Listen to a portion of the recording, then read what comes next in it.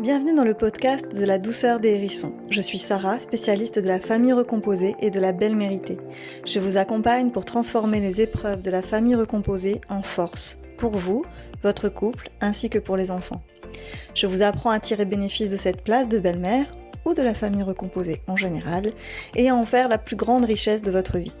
Ma mission, briser des tabous, que la famille recomposée ne soit plus source de souffrance, de division, de complexité.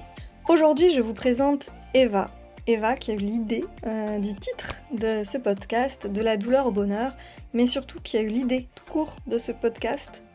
Les que sont-ils devenus ont été la source de son idée, donc vraiment je tiens à la remercier pour ça. Eva commence à être connue, son histoire en a touché plus d'une et plus d'un, et nombreux sont ceux et celles qui me parlent du couple Eva et Luc suite à leur témoignage en vidéo que vous pouvez retrouver sur ma chaîne YouTube, La douceur des hérissons.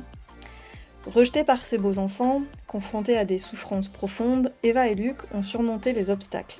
Ils m'ont contactée avec l'angoisse du divorce. Eva a terminé par danser sur la mythique chanson Libérée, délivrée avec sa belle-fille lors du mariage de cette dernière, et je pense que vous entendez toute mon émotion lorsque je raconte cette histoire. Leur parcours est un témoignage poignant de transformation. Donc je vous laisse écouter comment Eva a trouvé le bonheur au-delà des disputes et des larmes. Eva, petit message pour toi, tu es pour moi un modèle de force, de détermination, de courage et d'ouverture de cœur.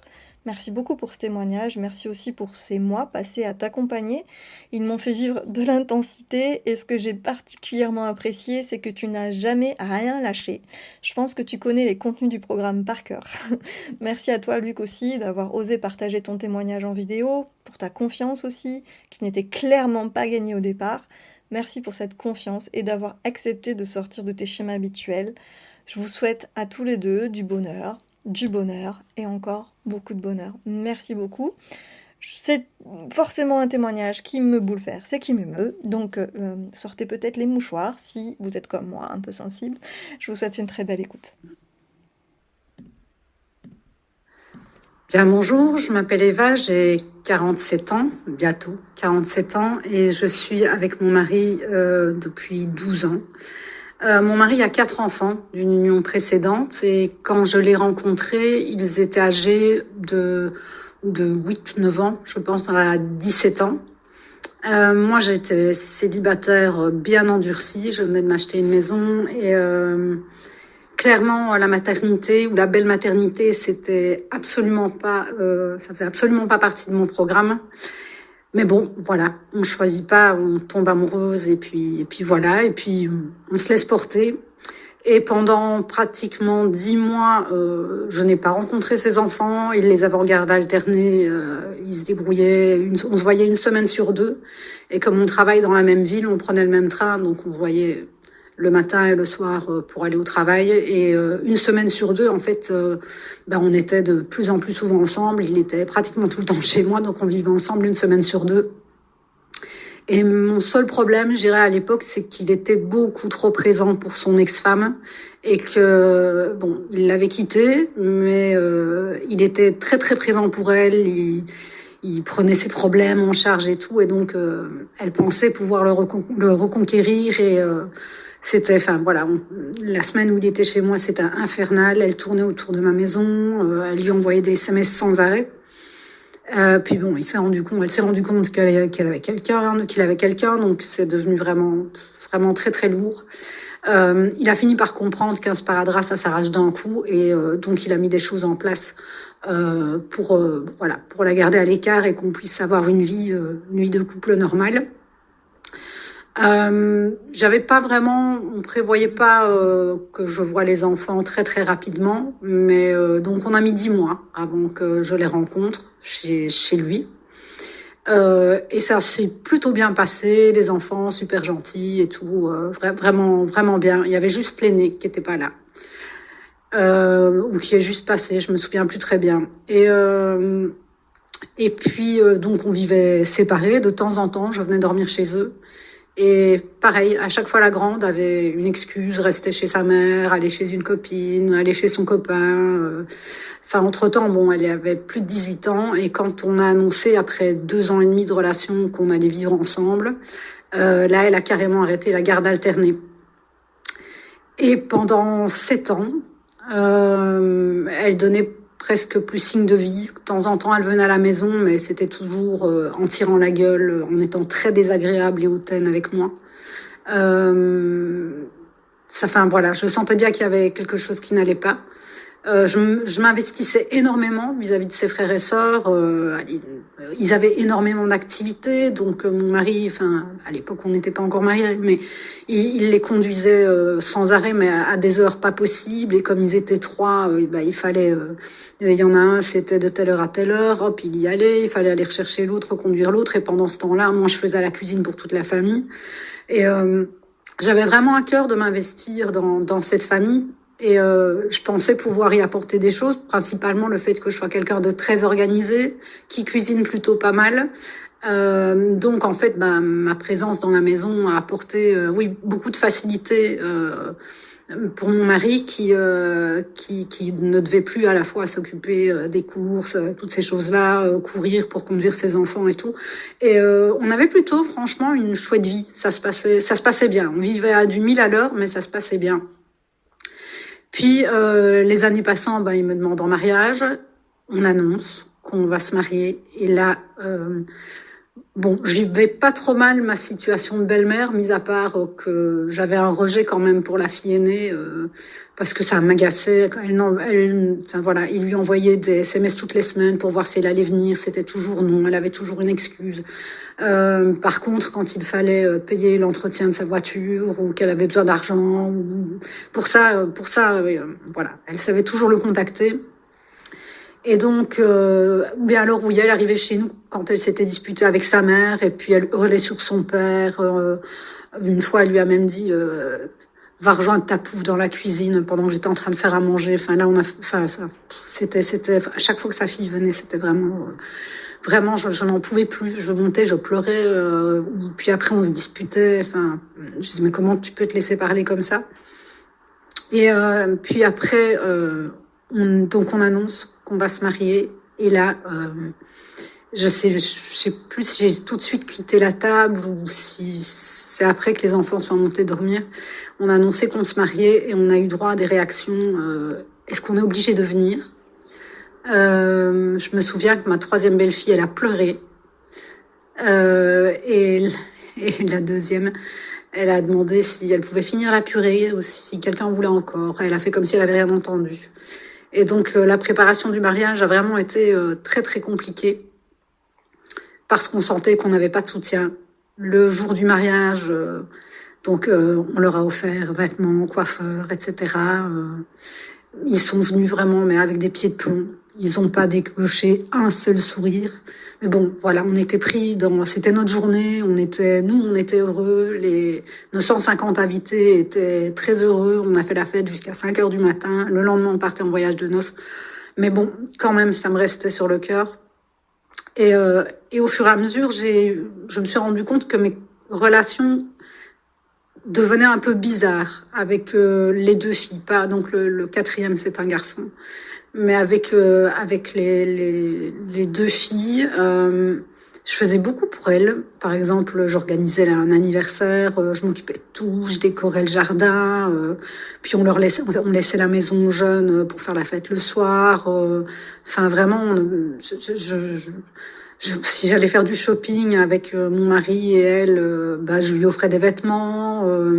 Je prêtais ma voiture pour qu'elle apprenne à conduire. Je lui laissais les clés. C'était même plus ma propre bagnole, quoi. Donc je faisais vraiment tout pour faire plaisir. Mais je sentais qu'il y avait un truc. Et un jour, une seule fois, on a organisé un Noël chez nous. Et là, ça a vraiment été. C'est là que je me suis rendu compte, en fait, que l'aînée manipulait les 2 plus jeunes. Pour qu'elle me fasse des crasses. Donc en fait, elle profitait de tout ce que je donnais, elle me pompait toute mon énergie, mais derrière, c'était vraiment des insultes, c'était des stratégies pour me nuire et ce genre de choses. Et là vraiment, je me suis effondrée. J'ai montré les messages que j'avais trouvés à mon mari. Évidemment, il était furax, mais bon, c'est devenu un sujet de conflit parce que lui, il pouvait pas en vouloir à vie à ses enfants. Il a convoqué ses filles, il a dit voilà, je suis au courant, il va être au courant et ça va pas. Et Là, c'est devenu compliqué parce que c'est là que l'aîné a choisi de revenir vers son père. Donc moi, je pouvais plus. Je ne pouvais plus. Physiquement, elle était dans la même pièce que moi. Je me sentais mal. C'était vraiment. J'étais en souffrance permanente. En plus, aucune ne s'est excusée auprès de moi ou n'a essayé de parler avec moi. Donc j'ai quand même un peu essayé. J'ai consulté. Mais je me sentais pas du tout entendue. Mon mari m'a accompagnée et je sentais vraiment que la psychologue était de parti pris pour mon mari, à un point tel que des fois je lui ai dit raconte des énormités que tu ne penses même pas pour voir. Et puis finalement il m'a dit écoute non, on n'y va plus. Effectivement elle est de parti pris, elle t'aime pas, elle comprend pas du tout la situation. Et on continuait à se déchirer et puis j'ai trouvé Sarah. Et j'avoue que rien qu'en le disant, ça m'émeut parce que ma vie a tellement changé depuis, je me suis fait tellement de mal, j'ai tellement souffert. Je donnais tout et on me détestait, je comprenais pas. Et donc mon mari a accepté de suivre le programme avec moi parce que vraiment notre relation, on était au bord du divorce, on se disputait tout le temps, on pouvait ne plus se parler pendant des semaines. Dès qu'il allait avec sa fille manger un morceau, je me sentais trahie et en même temps je pouvais pas lui demander de plus la voir. J'ai fini par crever quand même les abcès. J'ai réussi à crever les abcès avec les deux plus jeunes et j'ai compris qu'en fait oui c'était vraiment leur sœur qui menait la danse et qu'en fait elles avaient beaucoup souffert du divorce de leurs parents et c'est ça une chose que j'ai vraiment compris en suivant le programme Padma, c'est que je me sentais victime de mes beaux-enfants, de l'ex-femme de mon mari aussi, alors que eux me prenaient pour leur bourreau, en fait. Alors que dans cette histoire, il n'y avait pas de victime, pas de bourreau, il n'y avait rien qui était juste ou pas juste. On était juste des personnes malheureuses qui avions des besoins. Ça, cette notion dans le programme, cette notion de besoin, où Sarah nous explique que ces besoins sont tous les mêmes, mais qu'en fait on ne met pas les mêmes stratégies en place forcément pour y répondre.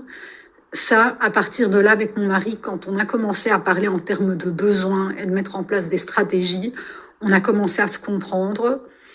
Et alors là, mais tout a commencé à changer. Ça, là vraiment, on a vu une amélioration incroyable dans notre manière de communiquer. Mais je n'arrivais toujours pas. Je comprenais les besoins de mon mari, il comprenait les miens, mais je n'arrivais pas à me défaire de la haine que j'avais pour sa fille. J'arrivais toujours pas à comprendre, que sa fille, elle aussi, avait mal vécu certaines choses et qu'en fait, la belle-mère, c'est le réceptacle idéal de toutes les frustrations. Des frustrations des beaux enfants, des frustrations de la belle famille, des amis des anciens amis de l'ex, en fait, on est le bouc émissaire idéal. Mais c'est des gens en souffrance, en fait. Et que les jugements qu'on émet sur nous, ça parle pas de nous, mais de ceux qui les émettent. Donc tout ça, on l'apprend dans le programme. Et le moment qui a été quand même le plus difficile, ça a été là où vraiment il a fallu que je travaille sur mes valeurs, sur mes blessures. C'est un programme, une partie du programme, ça se présente sous forme de chapitre. C'est le chapitre 4. C'est le chapitre où on doit faire des tas de deuils. Et je pense que je l'avais déjà dit, puisque j'avais déjà témoigné une fois il y a 1 an. J'ai l'impression que je suis morte 1000 fois, tellement j'ai dû me faire violence. Et je suis née 1001 fois. Et il y a un déclic, je ne sais pas expliquer, qui s'est fait dans ma tête. Et depuis, je sais pas expliquer à quel point ma vie a changé. Mes relations avec mes beaux-enfants sont tellement fluides avec mon mari. Il n'y a plus jamais une dispute, parfois pour une bricole, mais vraiment rien concernant notre famille recomposée. Et je m'entends très bien avec la belle-mère. Pardon, pas avec la belle-mère, avec la maman, que je trouve en plus maintenant très sympathique et charmante, et je pense qu'elle m'apprécie aussi. Je lui ai déjà rendu service, mais vraiment des services très importants. Elle l'a déjà fait pour moi, pour nous aussi. On est vraiment 3 autour des enfants. Ils font leur vie, certains ont quitté le nid. On prend plaisir à les voir évoluer. On organise des fêtes ensemble, que ce soit pour les anniversaires ou juste même pour le plaisir, avec tout le monde, même la famille de la maman, et tout le monde s'entend super bien. L'aîné de mes beaux-enfants s'est marié, ça s'est super bien passé. C'était un moment pour moi qui était très difficile, et que je prévoyais comme très difficile, et qui a été vraiment un moment magnifique, et où j'ai pu voir tout l'amour que mon mari pouvait avoir pour ses enfants et pour sa fille. Et oui, enfin voilà, je sais pas ce que je serais devenue sans Sarah, parce que j'avoue que je me laissais totalement sombrer, je me faisais énormément de mal pour essayer d'attirer l'attention de mon mari, pour essayer de le faire réagir. Et maintenant, waouh, je me rappelle une fois, j'étais dans ma cuisine et j'ai commencé à pleurer parce que j'avais un trop plein de bonheur et que je me souvenais plus de ce que ça faisait. Je sais que pendant les 6 mois, qu'est-ce que j'ai pu inonder Sarah de messages, le jour, la nuit, elle était toujours là. Enfin, voilà, je ne sais pas, je ne sais vraiment pas ce que bon, je crois soit je serais morte, je crois que j'étais en train de me laisser mourir, soit j'aurais divorcé. Et, enfin voilà, je sais pas où on en serait, alors que maintenant on est une famille hyper heureuse. J'ai retrouvé tout mon dynamisme, toute l'énergie que je perdais dans ma colère, dans ma rancœur, je l'ai mise dans plein d'autres projets. Notamment le fait de prendre soin de moi, de me remettre au sport, reprendre la cuisine avec plaisir, une nouvelle maison, la décorer, voilà, toute cette énergie que je canalisais dans la colère, la tristesse, les disputes, toutes ces pensées où j'étais mal. Maintenant, tout est tourné en fait vers une vie heureuse et positive où je prends soin de moi. Mon mari, que dire, lui, voilà, il y croit maintenant, mais les premiers mois, il se demandait par quel miracle on avait pu en arriver là, mais il dit que non. En fait, on l'a mérité, mais sans Sarah, on n'y serait jamais arrivé. Et si vraiment vous êtes mal dans votre rôle de belle-mère, si vous avez des difficultés avec vos beaux-enfants, votre compagnon, avec l'ex, que ce soit l'école des sorcières, que ce soit Padma, enfin, voilà, Sarah, c'est une magicienne. Elle fait pas tout le boulot. Il faut y mettre beaucoup aussi du sien. Mais elle a pu nous apporter une aide et nous sauver, alors que d'autres spécialistes, soi-disant spécialistes, n'avaient pas pu le faire avant et ne comprenaient pas du tout ce que nous vivions. Donc voilà, je souhaite à toutes celles qui sont en difficulté de connaître le même bonheur que nous connaissons actuellement. Et je vous embrasse toutes. La douceur de l'héritage.